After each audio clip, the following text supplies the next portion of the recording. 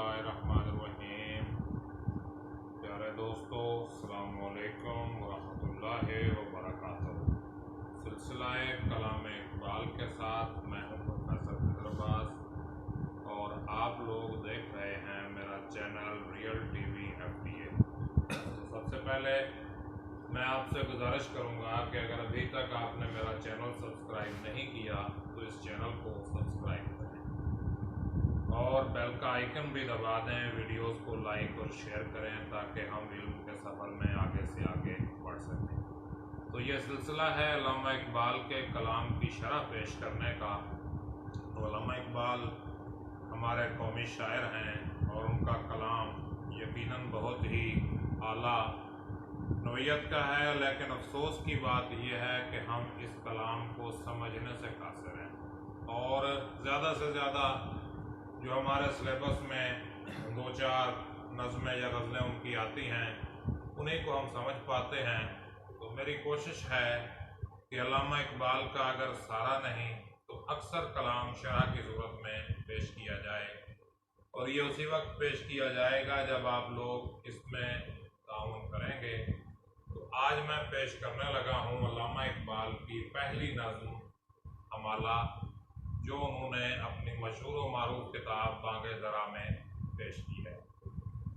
तो ये पूरा मैंने स्टूडियो बनाया है जिसमें रिकॉर्डिंग का पूरा इंतज़ाम है, साथ में कंप्यूटर भी है और सारा सिस्टम जो है मेरे पास मौजूद है। तो उम्मीद है कि वीडियो और ऑडियो की क्वालिटी जो है वो बिल्कुल अच्छी आ रही होगी और अगर कोई मसला है तो मुझे बताइए ताकि अगली बार इसको दूर किया जा सके। तो ये नज़्म हमाला कोए हमालिया जो है पाकिस्तान और हिंदुस्तान के शुमाल में वाक़ एक बड़ा पहाड़ी सिलसिला है और उस पहाड़ी सिलसिले के नाम अल्लामा इकबाल ने ये नज़्म लिखी है। यानी मंजर कुदरत की जो है मंजर कशी भी की है इकबाल ने और हमाला के दीगर मामलात भी बताए हैं। तो शायर कहता है, हमाला ए फसीले किश्वरे हिंदुस्तान। हमाला पहाड़ को मुखातब करके इकबाल कह रहे हैं कि ए सिलसिला कोए हमालिया, तू हिंदुस्तान के मुल्क की फसील है। फसील कहते हैं हिफाजती दीवार को। पुराने दौर में शहरों के गिर्द हिफाजती दीवारें होती थी, यानी किले बने होते थे, तो उसे जो है फसील कहा जाता था। तो हिंदुस्तान की फसील है हमाला किस हिसाब से कि इस पहाड़ के बड़े फ़ायदे हैं हिंदुस्तान को। हिंदुस्तान से मुराद पाकिस्तान, इंडिया वगैरह सारा कुछ ही आ जाता है क्योंकि इकबाल के दौर में पाकिस्तान नहीं बना। तो ये उनकी इब्तदाई दौर की नज़्म है और वो कहते हैं कि हमाला ए फसीले किश्वरे हिंदुस्तान, तूने हिंदुस्तान की हिफाजत की है। किससे? इसके दो फ़ायदे हैं हमाला के। एक तो ये जो समंदर से उठने वाली मानसून हवाएं हैं ये इससे टकरा के वापस लौटती हैं और बारिश बरसाने का सबब बनती हैं, जिसकी वजह से फसलें होती हैं। दूसरे, इसके पहाड़ों से दरिया निकलते हैं जो हमारी ज़मीनों को सैराब करते हैं।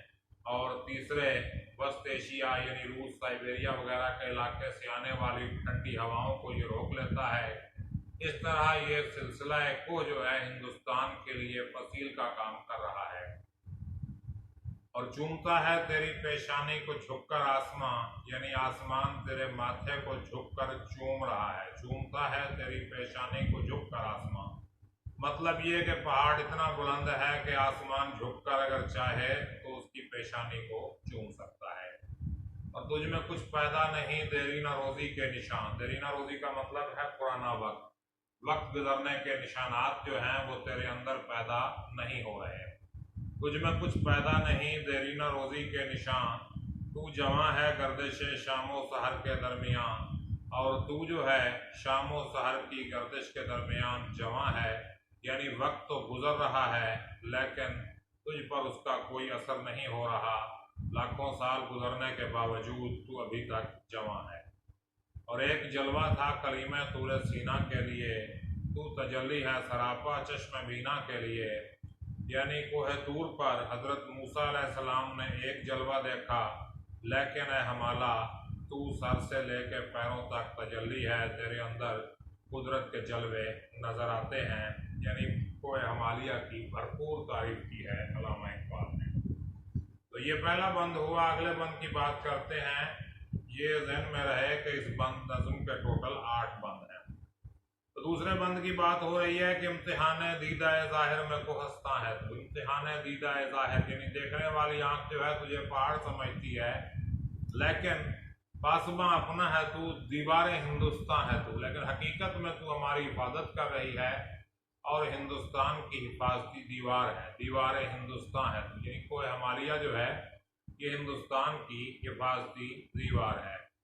और मतला अव्वल फलक जिसका हो वो दीवां है तू। यानी अगर तुझे शायरी की एक किताब कहा जाए तो तेरा पहला शेर आसमान है। यानी बुलंदी की तरफ इशारा किया जा रहा है कि कोह हमालिया इस कदर बुलंद है कि अगर हम इसको एक शायरी की किताब समझ लें तो इसका पहला शेर आसमान जितना बुलंद है। और सुए खलवत गाहे दिलो दामन कशे इंसान है तू।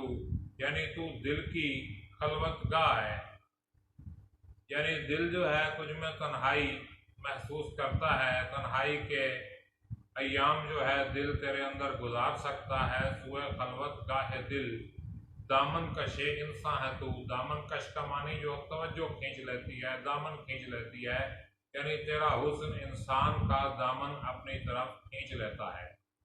और बर्फ ने बांधी है दस्तारे फजीलत तेरे सर। बर्फ ने तेरे सर पर दस्तारे फजीलत बांधी है। और खंदा जन है जो कुलाह मेहर आलमताब पर। कुलाह कहते हैं पगड़ी को, मेहर आलमताब दुनिया को रोशन करने वाला सूरज। मेहर कहते हैं सूरज को, आलमताब दुनिया को रोशन करने वाला सूरज। यानी है कोह हमालिया तेरे सर पे जो दस्तारे फजीलत बंधी हुई है, यानी बर्फ ने जो तेरे सर पे दस्तारे फजीलत बांधी है वो इस कदर खूबसूरत है, इस कदर प्यारी है कि वो मेहर आलमताब दुनिया को रोशन करने वाले सूरज की पगड़ी पे हंसती है। यानी तेरी चमक दमक सूरज से कहीं ज्यादा है। अगले शेर की बात करते हैं कि तेरी उम्र रफ्ता की आन है अहदे कौन। तेरी उम्र रफ्ता की एक आन है अहदे कौन। यानी ये जो पुराना जमाना है ये तेरी उम्र रफ्ता की एक आन है, एक वक्त। तेरी उम्र रफ्ता की एक आन है अहदे कौन। यानी ये पुराना ज़माना जो है ये तेरी गुजरी हुई उम्र की एक आन है। यानी पहाड़ की उम्र बहुत तवील होती है, इंसान की उम्र थोड़ी होती है, लेकिन पहाड़ की उम्र बहुत ज़्यादा होती है। और वादियों में हैं तेरी काली घटाएं खिमज़न। तेरी वादियों में काली घटाओं ने खेमा लगाया हुआ है। ज़ाहिर है पहाड़ों में बारिश ज़्यादा होती है, बादल भी ज़्यादा होते हैं। और चोटियाँ तेरी सुरैया से हैं सरगर्म सुखन। सुरैया कहते हैं आसमान के सितारों को। आसमान के सितारों का एक मखसूस झुरमट है जिसका नाम सुरैया है। यानी हमाला तेरी चोटियाँ सुरैया से गुफ्तगू कर रही हैं। सरगर्म सुखन का मतलब गुफ्तगू कर रही हैं। चोटियाँ तेरी सुरैया से हैं सरगर्म सुखन। तू ज़मीन पर और पहनाए है, लेकिन आसमान की वुसअतन है पहनाए फलक तेरा वतन। और चश्माए दामन तेरा आईनाए सयाल है। चश्माए दामन ये तो ज़मीन पर और पहनाए फलक तेरा वतन। यानी पहाड़ को तो ज़मीन पर है, लेकिन तेरा वतन जो है आसमान की गहराइयाँ हैं, यानी आसमान की बुलंदियों तक तेरा असल वतन है। और चश्माए दामन तेरा आईनाए सयाल है। चश्माए दामन यानी तेरे जामन में जो चश्मे बह रहे हैं वो ऐसे हैं जैसे सयाल आईना, पानी की तरह आईना, बहता हुआ आईना। यानी ऐसे साफ शफाफ चश्मे बह रहे हैं तेरे दामन में कि देखने वाले को वो आईना सयाल नजर आते हैं, बहते हुए पानी का आईना नजर आते हैं। और दामन मौजे हवा जिसके लिए रुमाल है, और जिसके लिए हवा का दामन चमकदार हैं, और अगर उनमें कोई गर्दो गुबार आता भी है तो वो हवा अपने दामन से उसे साफ कर देती है। और अब्र के हाथों में रहवारे हवा के वास्ते। तीसरे बंद की बात करें कि अब्र के हाथों में रहवारे हवा के, तो तीसरे बंद की बात कर रहे हैं कि अब्र के हाथों में रहवारे हवा के वास्ते। रहवार कहते हैं घोड़े को, हवा के घोड़े के लिए अब्र के हाथों में क्या आ गया, ताजियाना दे दिया बरके सरे को सार ने। पहाड़ की बिजली ने ताजियाना दे दिया, यानी हवा को शायर ने घोड़े से तशबीह दी है और बिजली को कोड़े से तशबीह दी है।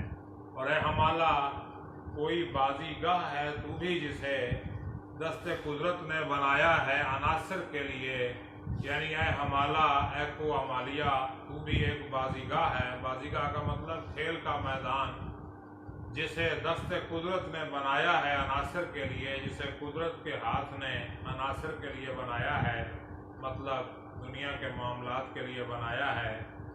और हाय क्या फरते तरफ में झूमता जाता है अब्र, ये क्या खूबसूरत तशबीह दी है इकबाल ने कि हाय क्या फरते तरफ में, फरते तरफ का मतलब खुशी की ज़्यादती में, झूमता जाता है अब्र, पीले बेजंजीर की सूरत उड़ा जाता है अब्र। बादल ऐसे जा रहा है जैसे फीले बेजंजीर बगैर जंजीर के हाथी उड़ रहा हो, यानी क्या खूबसूरत तशबीह दिया इकबाल ने कि बादल इस तरह झूमता हुआ जा रहा है जैसे कोई हाथी बगैर जंजीर के जा रहा हो। और जुम्बिश मौजे नसीम सुबह गहवारा बनी, जुम्बिश कहते हैं हरकत को, मौजे नसीम सुबह, सुबह की हवा की जो लहरें थीं वो क्या बन गईं, गहवारा बन गईं। गहवारा कहते हैं झूले को, पंगूड़े को। झूमती है नशाए हस्ती में हर गुल की कली, यानी फूल की जितनी भी कलियां हैं, यानी हमाला में जितने भी फूल हैं उनकी कलियां अपनी हस्ती के नशे में झूम रही हैं। झूमती है नशाए हस्ती में हर गुल की कली, और यूं जुबाने बर्ग से गोया है उसकी खामोशी, यानी पत्ती की जो जुबान है वो अपनी खामोशी से गोया इस तरह कह रही है या ऐसे बात कर रही है कि दस्ते गुलची की झटक मैंने नहीं देखी कभी, मैंने कभी गुलची, गुलची कहते हैं फूल तोड़ने वाले को, यानी मैंने कभी फूल तोड़ने वाले के हाथ का झटका नहीं देखा, मुझे कभी किसी फूल तोड़ने वाले ने तोड़ा नहीं है। और कह रही है मेरी खामोशी ही अफसाना मेरा, मेरी खामोशी मेरा अफसाना सुना रही है, मैं खामोश हूँ और मेरी खामोशी जो है मेरी कहानी बयान कर रही है। और कुंज खलवत खाना एक कुदरत है काशाना मेरा, कुंज कहते हैं ठिकाने को, खलवत खाना है कुदरत, कुदरत की तन्हाई जो है मेरा ठिकाना है।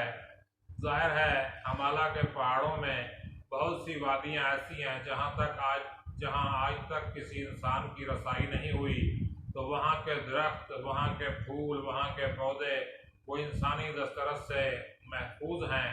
तो इकबाल उन फूलों की मंजरकशी करते हुए ये बात कह रहे हैं कि दस्ते गुलची की झटक मैंने नहीं देखी कभी।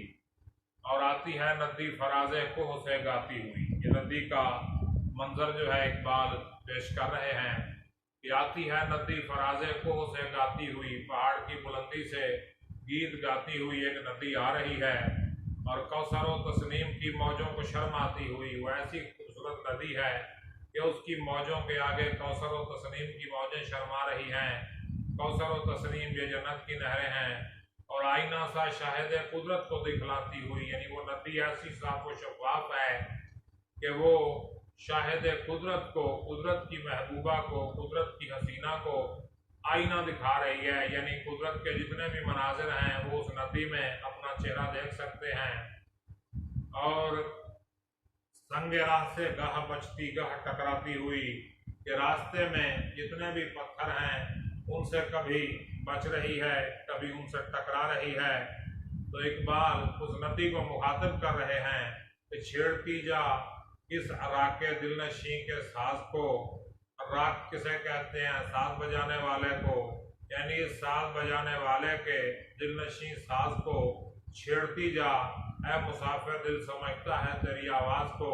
शायर मुसाफिर नदी को कह रहा है और कहता है कि ऐ मुसाफिरों की सूरत जाने वाली नदी, मेरा दिल जो है तेरी आवाज़ को समझ रहा है। और अब हम आखिरी दो बंदों की तरफ जा रहे हैं।